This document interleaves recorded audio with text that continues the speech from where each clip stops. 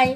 അപ്പം ഞാൻ കുറേ ദിവസമായി വീഡിയോ ഇട്ടൊക്കെ ഇങ്ങനെ വന്നിട്ട്, അപ്പം ഇന്ന് ഞായറാഴ്ചയാണ്. അപ്പം ഞായറാഴ്ച വീട്ടിൽ നിന്നപ്പോഴത്തേക്ക് ഇത് കുറച്ച് പച്ചരി കിട്ടി. റേഷൻ കടയിൽ നിന്ന് വാങ്ങിച്ച പച്ചരിയാണ്. അപ്പോൾ അത് ഒരു 3 കിലോ കിട്ടിയിട്ടുണ്ട്. അപ്പം വെച്ചങ്ങ് പിള്ളേരെ ഒന്നിനും എടുക്കത്തില്ല, പൂത്ത് കളയത്തുള്ളൂ. അപ്പം ഞാൻ ഇന്ന് വിചാരിച്ച് കുറച്ച് ഉലുവായും കൂടെ ഇട്ട് നനച്ച് വെള്ളി കൊണ്ടുപോയി പൊടിച്ചിട്ട് വരാമെന്ന്. അപ്പം ഇനി ഇത് പൊടിച്ചിട്ട് നമുക്ക് ഒരു വറുത്ത് തന്നില്ല. അപ്പം നമുക്ക് 3 കിലോ പച്ചരി പൊടിച്ച് വെച്ചിട്ടുണ്ട്. അപ്പോൾ നമുക്കിതിന് വറുത്തെടുക്കാം കേട്ടോ. അപ്പോൾ പൊടിച്ചു വെച്ചിരിക്കുന്ന മാവ് വറുക്കാൻ വേണ്ടിയിട്ട് ഇതേ ചരുവം ചൂടാക്കി വെച്ചിട്ടുണ്ട്. തീ കത്തിയിട്ടുണ്ട്, തീ കത്തി കിടക്കുവാണ്, ചരുവം ചൂടായിട്ടുണ്ട്. അപ്പം നമുക്കിത് ഫുള്ളായിട്ട് വീഡിയോ ഇടാൻ പറ്റത്തില്ല. അപ്പം കുറച്ച് വീഡിയോ എടുത്താലേ ഇടാൻ പറ്റത്തുള്ളൂ. ഉണ്ട് ചെറു തീ കിടക്കുക. അപ്പം നമുക്ക് കുറച്ച് മാവ് ചൂടാക്കി മാറ്റാം.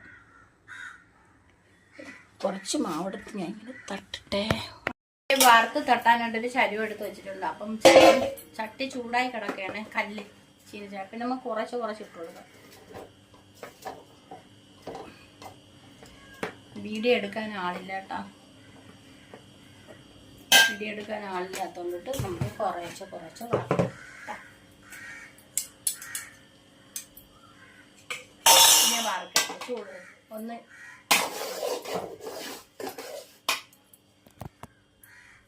തട്ടിട്ടുണ്ട്. അപ്പം ഞാൻ ചൂടാക്കി തട്ടിയിട്ട് കാണിച്ചു തരേ. അങ്ങനെ ദേ ആദ്യത്തെ സ്റ്റെപ്പ് ദേ ചൂടാക്കി തട്ടിയിട്ടുണ്ട്. അപ്പോൾ ഇതുപോലെ നന്നായിട്ട് ചൂടാക്കി തട്ടി തണുപ്പിച്ചെടുക്കണം. നല്ല ഉലുവയൊക്കെ ഇട്ട് വെച്ചതാണ്.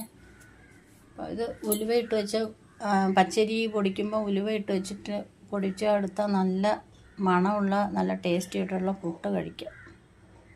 ഇതിലെന്തൊക്കെ വേണമെങ്കിലും ഉണ്ടാക്കാം. അപ്പം ഉണ്ടാക്കാം, ഇടിയപ്പം ഉണ്ടാക്കാം, പുട്ടുണ്ടാക്കാം, കൊഴുക്കട്ട ഉണ്ടാക്കാം കേട്ടോ. വെറും പച്ചരി മാത്രം. അപ്പം ഞാൻ പൊടിച്ച് വറുത്തതുണ്ട്. ഇത്തിരി വറുക്കാൻ തന്നെ കുറേ ഗ്യാസാവും. വിറകുണ്ടായിരുന്നേ വിറകടുപ്പിക്കായിരുന്നു. നല്ല മണമുണ്ട് ഇപ്പോഴും കേട്ടോ ഗൈസ്.